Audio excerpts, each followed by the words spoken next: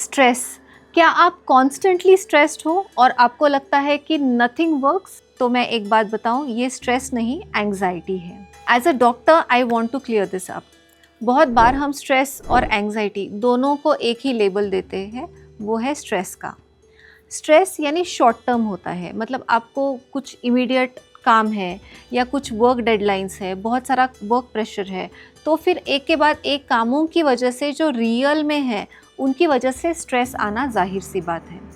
But जब वो कोई काम होता ही नहीं या काम हमारे मन में है और हम बहुत सारे काम एक साथ लाके सोच के उसके बारे में कंफ्यूज हो रहे हैं, तो उसे कांस्टेंट लूप में हम चले जाते हैं स्ट्रेस के, विच इज़ कॉल्ड एंग्जाइटी। तो मान लीजिए आग जो दिखती है वो स्ट्रेस की तरह है, बट उस आग का धुआं एंग्जाइटी की तरह होता है। स्ट्रेस जो है वो एड्रेनालिन और कॉर्टिजोल रिलीज करता है, बट शॉर्ट टर्म।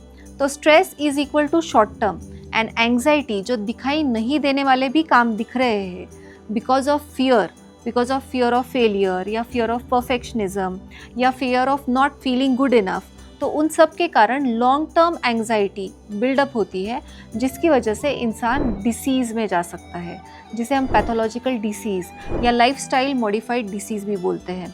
आजकल बीपी, डायबिटीज़, थायराइड, एस्थमा या फिर बहुत सारे mental health conditions, addictions, procrastination, ये सब एंग्जाइटी की वजह से हो रहे हैं। क्योंकि जब स्ट्रेस बहुत देर तक बैठता है और हम उसे अवॉइड करते हैं, उसका डर हम मन में पाल लेते हैं, उसके बाद वो एंग्जाइटी को पैदा करता है।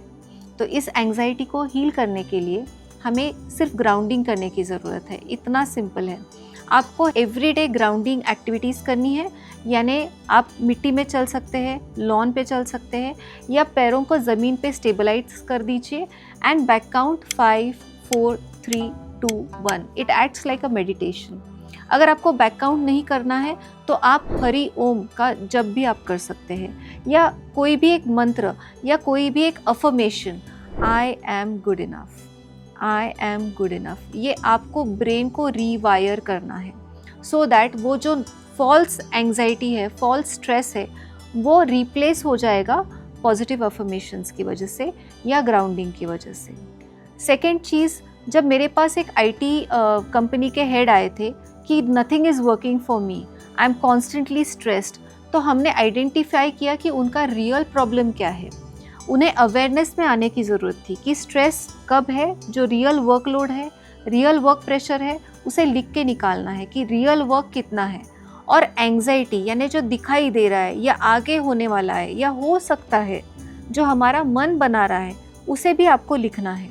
जब अवेयरनेस आएगा इन दो एक्टिविटीज़ में, फिर आपको टूल्स यूज़ करने हैं। जैसे अगर आने वाला काम है जो रियल है, तो 90 सेकेंड टूल है।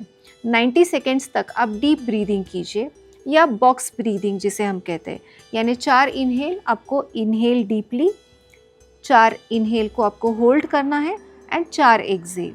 सो इनहेल, होल्ड, एक्सेल, इसे 90 सेकेंड्स तक करना है एंड वो स्ट्रेस आपका रिलैक्स होके फिर आप 1 टास्क एट अ टाइम ले पाओगे। तो आपको टास्क को डिवाइड करते आएगा। सेकेंड इज़ एंग्जाइटी लूप, जो नहीं दिखने वाले टास्क है या डर वाले टास्क है। आईटी के केस में जब हमने बहुत डीप डाइव किया, then we found he was feeling lack of confidence, I am not good enough. तो हमें वो भी बिल्ड करना पड़ा, वो भी रिवायर करना पड़ा। तो ये बहुत सारे डीप इंसाइट्स भी हो सकते हैं जिस पे हमें काम करने की ज़रूरत है। तो इन कामों के लिए हमारा एक क्लास है विच इज़ ग्लैमोवेल मास्टर क्लास, जिसमें हम डीप इंसाइट्स दे सकते हैं। नीचे कमेंट्स में वो लिंक आपको मिल जाएगी। And share me one thing, what is your stress and anxiety triggers, और आपने उसको कैसे टैकल किया, because this way I will be able to know that whether you are into awareness और not, and I can help you much better. And I will be very happy to read your comments all along. Share this with a friend who confuses anxiety and stress together.